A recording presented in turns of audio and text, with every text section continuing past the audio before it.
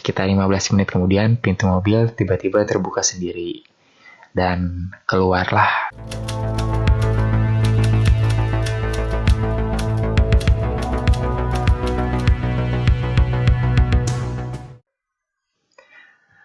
Hai, gue Rizky. Di podcast cerita malam kali ini kita mau bahas tentang kisah mistis di Bukit Soeharto. Ya, Taman Hutan Raya Bukit Soeharto atau yang lebih dikenal dengan Bukit Soeharto adalah sebagai kawasan hutan lindung untuk menjaga kelestarian dan menjamin pemanfaatan potensi kawasan pemeliharaan tumbuhan dan satwa alami. Namun di kegunaannya dalam menjaga kelestarian flora dan fauna Indonesia di Kalimantan, nyatanya Bukit Soeharto juga kerap dipenuhi cerita horor dan mistis. Nah, di cerita horor dan mistisnya ini yang kita mau coba bahas ya. Nah, gini. Jadi, gue baca di salah satu situs, ada pria yang enggan menyebutkan nama aslinya itu lebih memilih dipanggil dengan nama Bri. Nah, Bri bercerita tentang pengalamannya saat tengah dinas di Kalimantan Timur.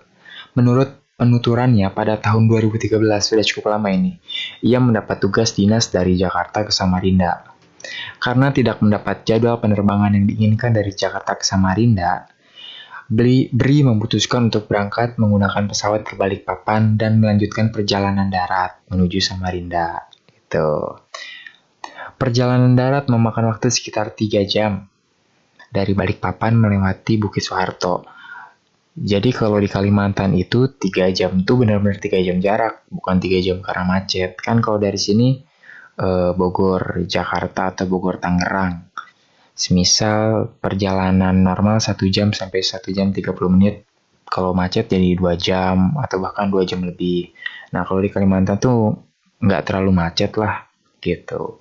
Jadi yang namanya 3 jam tuh 3 jam benar-benar 3 jam karena jarak gitu. Ya lanjut ya. Untuk melintasi kawasan Bukit Soeharto, Bri sudah merasakan suasana yang tidak biasa. Perasaannya kalut seakan tempat ini menyimpan banyak kisah seram dan cerita di masa lalu. Ia ketika masuk ke wilayah Bukit Soeharto itu suasananya udah gak enak katanya. Auranya campur aduk. Ada sedih, ada marah, ada duka gitu. Nah, sayang ketika tiba di Samarinda, perasaan ganjil yang menyertainya kemudian jadi nyata. Ketika tiba di hotel, Bri mendapat sebuah kamar dengan fasilitas twin bed dan jendela menghadap pelabuhan. Merasa tak nyaman, Bri meminta pihak hotel untuk menggantinya dengan kamar yang lain yang tersedia. Namun karena ada masalah teknis, ia tak jadi mengambil alternatif kamar tersebut dan tetap memilih tidur di kamar yang sebelumnya dia dapatkan. Saat sedang berada di toilet, ia samar-samar mendengar suara pria meminta tolong untuk diantar pulang.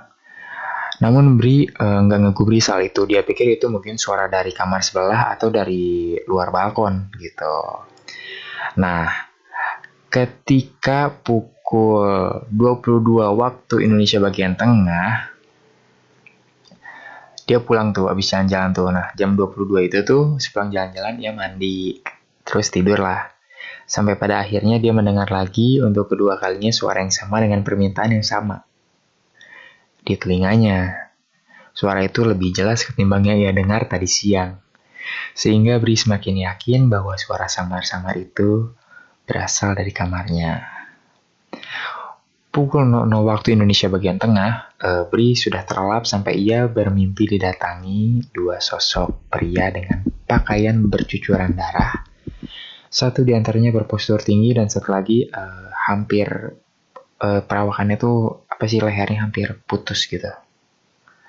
Nah, usianya sekitar 40-50 tahun dan mengenakan pakaian berwarna biru cerah yang dipasangkan dengan jeans biru muda. Sedangkan pria yang satunya berdiri tanpa kepala. Tanpa kepala ternyata. Mengenakan celana panjang berwarna hitam dan baju kaos berwarna abu-abu. Dia bilang, mereka berdua bilang, tolong antar kami pulang. Kata mereka pada Bri yang sontak membuat Bri terbangun karena ketakutan. Gua pun takut kalau dengar. Bri bernafas tersengal-sengal. Ia membuka mata dan menyadari bahwa ia kini telah tidur melingkup membelakangi kasur satunya yang kosong. Sedangkan di depannya ada kaca jendela yang menampilkan dua sosok pria astral dalam mimpinya sedang duduk di tepi kasur menghadap dia sembari meminta tolong. Kebayang gak lo? Ketakutan Bri mencoba menutup mata, tetapi ia malah merasakan hembusan nafas hangat di telinganya. Tolong antar kami pulang. Suara itu kembali muncul. Bri memberanikan diri, langsung berdiri dan melihat kasur di sebelahnya. Tapi tidak menemukan apa-apa. Ia pun langsung keluar kamar dan menenangkan diri duduk di balkon hotel. Di tengah kekacauan yang sedang Bri menghubungi seorang temannya. Teman tersebut kemudian menyarankan Bri untuk membantu mereka pulang ke tempat asal mereka. Gitu. Karena menurut sang teman, Bri dianggap cukup kuat oleh makhluk astral. Sehingga makhluk astral tersebut terbawa oleh Bri. Dan pada akhirnya mereka pengen dianterin pulang lagi. Gitu. Singkat cerita, setelah pekerjaannya selesai, Bri memutuskan untuk pulang secepatnya dari Samarinda. Ia memesan bus travel untuk mengantarkannya ke Balikpapan, karena pesawatnya nanti akan berangkat dari sana. Bri beruntung ia masih mendapatkan bus terakhir di hari itu yang akan berangkat pukul 22 waktu Indonesia bagian tengah. Tanpa mengindahkan saran sang teman untuk mengantar makhluk astral itu untuk pulang, Bri bersama seorang penumpang lain yang berusia 30 tahun memasuki mobil dan membelah jalan Bukit Soeharto. Baru sampai setengah jalan, tiba-tiba mobil berhenti. Penumpang yang bersama Bri tiba-tiba meminta turun. Ia kemudian berbisik pada Bri untuk tidak menoleh ke belakang. Ia terlihat sangat panik dan takut. Segera setelah sang penumpang turun, Bri merasa ada yang janggal. Tapi karena ia pun takut, gak berani lihat ke belakang, mobil kembali melaju dengan hanya 2 penumpang, Bri dan Pak Supir. Tak lama Bri merasakan suasana yang sangat sepi dan gelap di sekitar mobil. Iya, Bri sudah memasuki kawasan Bukit Soeharto.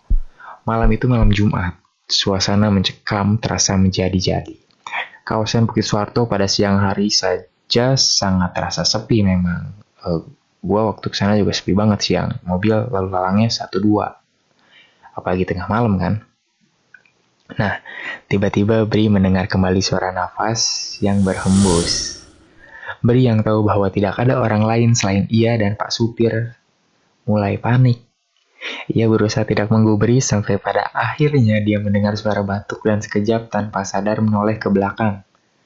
Saat itulah ia menyadari bahwa di bangku belakang ada 2 orang pria astral yang ada di dalam. Mimpinya mengikuti mereka sepanjang perjalanan. Badan Bri langsung lemas. Ia panik, ketakutan, tanpa sadar ia meremas pundak Pak Supir yang mengendarai mobil dengan cepat. Sambil mulutnya komat kamit baca doa gitu. Takut penampilannya sangat menyeramkan, soalnya saya baru sadar diikuti ketika mau balik ke Balikpapan. Pak Supir awalnya kelihatan biasa saja, ketika mulai ngebut itulah baru terlihat panik dan ketakutan. Cerita pria yang pernah menjadi anggota dalam sebuah acara televisi swasta tentang paranormal itu. Karena ketakutan, supir travel kemudian menepikan mobilnya. Bri dan sang supir lalu keluar dari mobil, mereka menepi ketakutan. Waktu kira-kira menunjukkan pukul jam 00 waktu Indonesia bagian tengah. Jalanan sangat sepi dan sesekali ada mobil melaju kencang. Gitu. Di tengah-tengah beristirahat, sang supir mengaku bahwa telah lebih melihat sosok kedua makhluk astral tersebut. Kemudian Bri menghubungi temannya dan meminta pertolongan. Ia meletakkan ponselnya di jok tengah dan menutup pintu mobil. Sekitar 15 menit kemudian, pintu mobil tiba-tiba terbuka sendiri. Dan keluarlah kedua orang pria astral tersebut, turun dari mobil, menyebergi jalan raya dan masuk ke hutan. Dan entah gak kelihatan lagi deh. Gitu. Pada akhirnya Bri dan sang supir melanjutkan perjalanan hingga ke Balikpapan. Supir yang mengendarai travel Bri tersebut sudah 20 tahun melayani perjalanan Samarinda Balikpapan. Sehingga ia mengetahui setiap kejadian yang terjadi di sekitarnya. Menurut cerita sang supir, pada tahun 2012 ada sebuah pembunuhan yang terjadi di Bukit Soeharto. Ada mobil yang dirampok, lalu supir dan penumpangnya dibunuh. Salah satu di antaranya dipenggal hingga putus sehingga meninggal. Korban tinggal di hotel yang juga ditempati oleh Bri. Di Samarinda itu tuh. Nah, jadi pantesan minta dianterin pulang. Tanpa pernah check out karena telah meninggal terlebih dahulu. Iya, jadi gini. Kalau di Bukit Suharto itu sepi.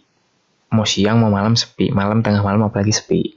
Jadi ketika ada mobil satu atau dua lewat, itu tuh mereka pasti kebut-kebutnya ke satu. Karena takut juga, takut digangguin makhluk astral. Kedua takut ada begal kayak gitu. Jadi kadang kalau gue pernah dengar cerita dari orang sana, ketika dia lagi ngebut, terus tiba-tiba ada yang nemparin batu lah ke mobil, tetap ngebut aja. Soalnya jangan sampai berhenti. Kalau pas berhenti udahlah habis lu sama begal gitu katanya. Seserem itu kan. Nah, jadi buat kalian yang belum pernah ke Bukit Suharto, coba nanti mampir. Ya kayak ngelewatin jalan raya kanan kiri hutan aja gitu, hutan kosong. Coba sensasinya kalau ngelewatin Bukit Suharto malam-malam deh gitu. Yang ngelewatin hutan aja sih, hutan jalanan sepi. Cuma nanti vibes-nya bakal kerasa beda antara takut. Iya, takutnya sama manusia, sama makhluk astral, sama dua itu sih. Cuma nanti kalau kalian punya kesempatan coba mampir ke sana gitu. Biar ngangin penasaran kalian. Ya, segitu dulu di podcast cerita malam gue kali ini. Nanti gue bakal tampilin foto-fotonya kalau gue punya lewat Bukit Suharto ya. Tapi kalau nggak ada, gue coba ambil foto dari beberapa sumber yang udah ada aja.